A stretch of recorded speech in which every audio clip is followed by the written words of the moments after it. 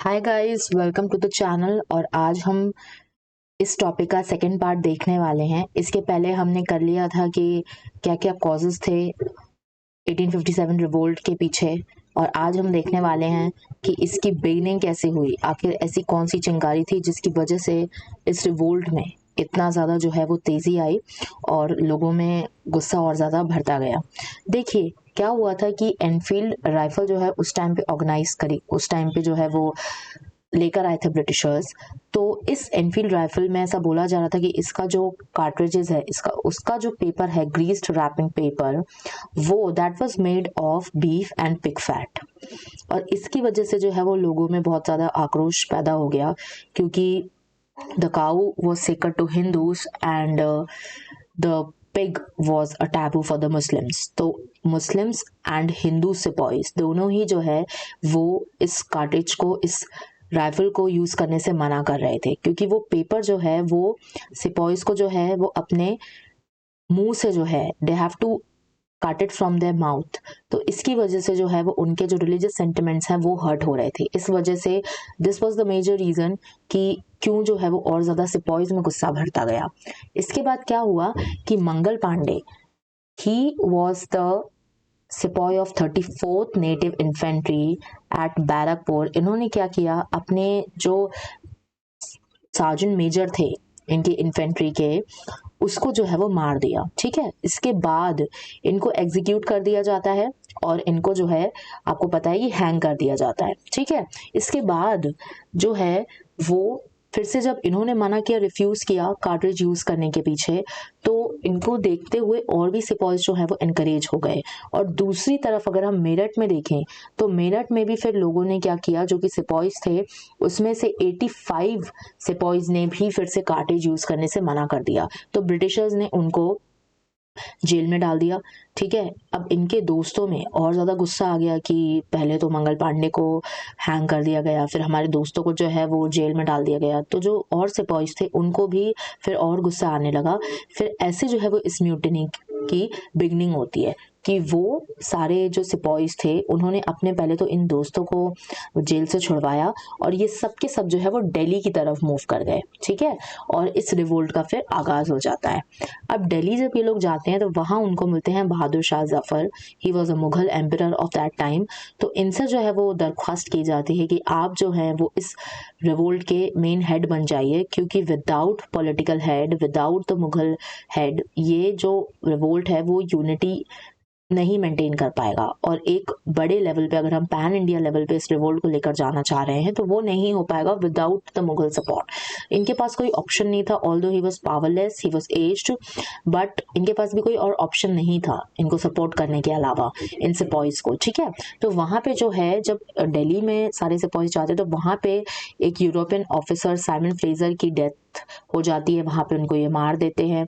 और लेफ्टिनेंट विलोबाय, ये जो है वो एक रेजिस्टेंस ऑफर करते हैं उनको रोकने के लिए, एक ऑपोजिशन देते हैं, बट फिर भी उनको ओवरकम कर लिया जाता है। ठीक है, अब क्या होगा, अब देखिए, अब धीरे धीरे धीरे ये रिवोल्ट आगे फैलता गया। ठीक है, अब इसके इंडिविजुअल सेंटर्स में आपको इंडिविजुअल लीडर्स दिखाई देंगे। जैसे कि पहली जो लीडर थी झांसी की, वो थी रानी लक्ष्मीबाई। इनके बारे में तो आपने सुना ही होगा, she was the bravest lady.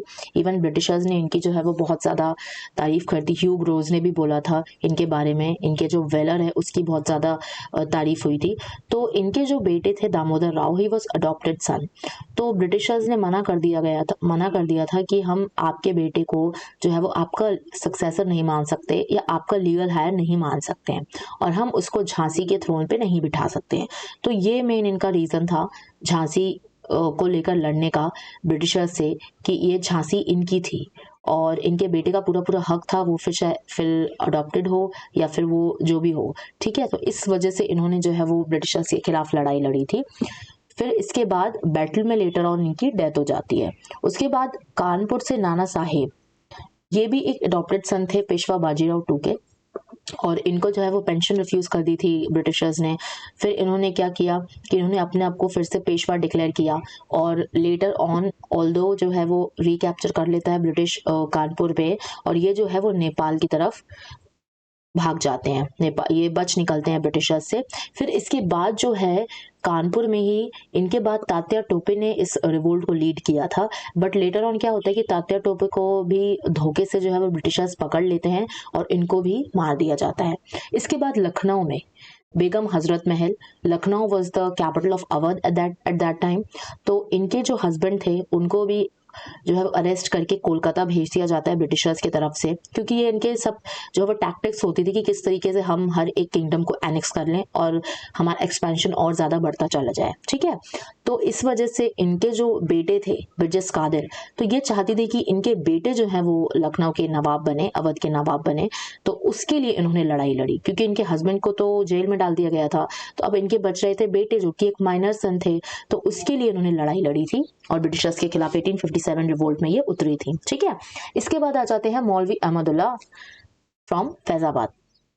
तो he was known as the lighthouse of the rebellion in Awadh region. इनके जो है वो बहुत चर्चे हैं, क्योंकि इनको कभी भी ये स्टोरीज हैं कि इनको कभी भी अलाइव ब्रिटिशर्स नहीं पकड़ पाए थे, कभी भी नहीं पकड़ पाए थे, तो इन्होंने इनके ऊपर जो है वो 50,000 पीसेस ऑफ सिल्वर का जो है वो प्राइज रखा था। ठीक है, तो लेटर ऑन जो किंग ऑफ पोवायन होते हैं जगन्नाथ सिंह, वो इनको पकड़ लेते हैं धोखे से और इनका जो सर है वो तोप से उड़ा देते हैं, और फिर वो जो सर है वो ब्रिटिशर्स को प्रेजेंट करते हैं, और वो सर जो ब्रिटिशर्स को मिलता है उस हेड को वो फिर हैंग करते हैं।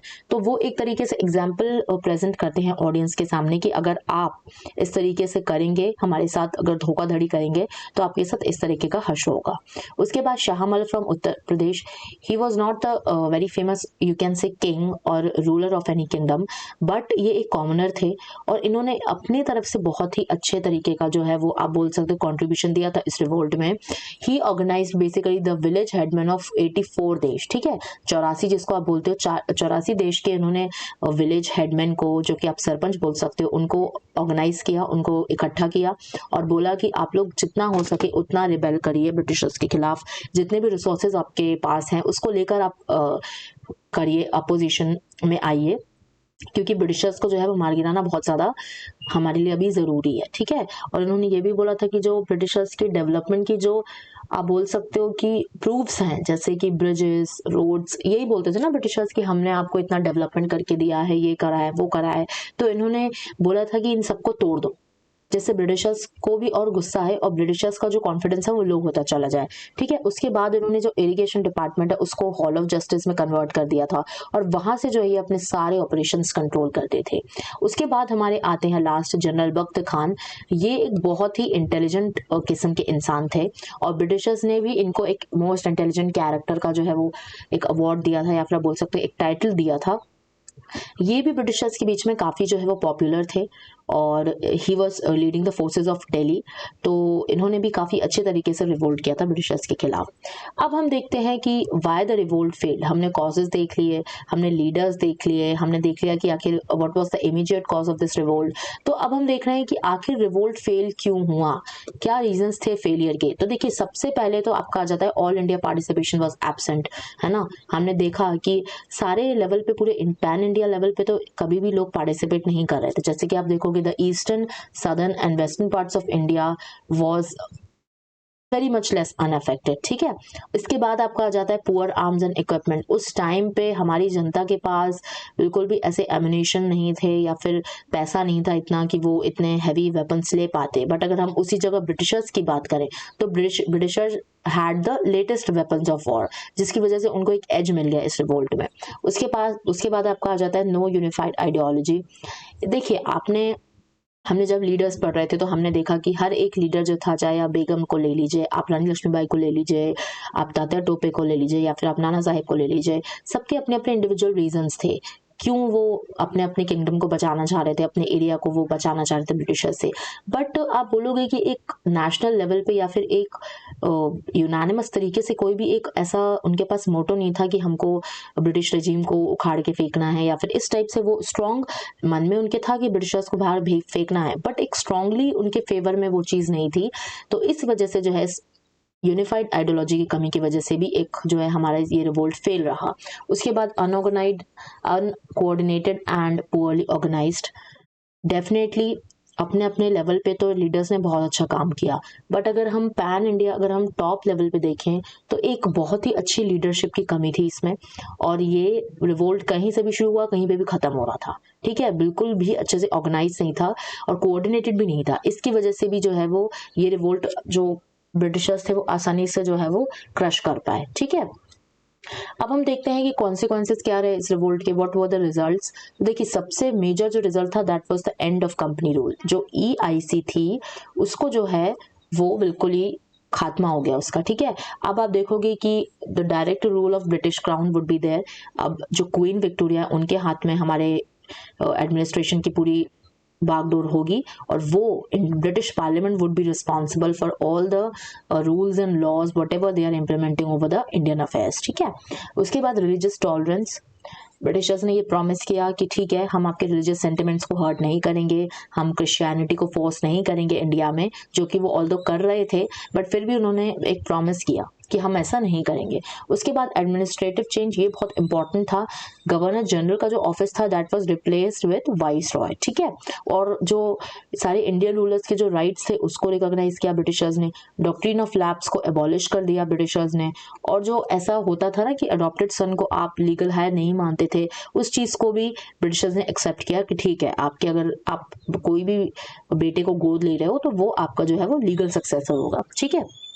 अब देखिए ये क्वेश्चंस हैं इस टॉपिक से रिलेटेड, तो आई होप आप इन क्वेश्चंस को बहुत अच्छे से आंसर कर पाएंगे if you have gone through both the videos of this topic. And thank you guys, this is it for today's video. I hope आपको लेक्चर पसंद आया हो, so please hit the subscribe button and till then खुश रहिए, पढ़ते रहिए। जय हिंद।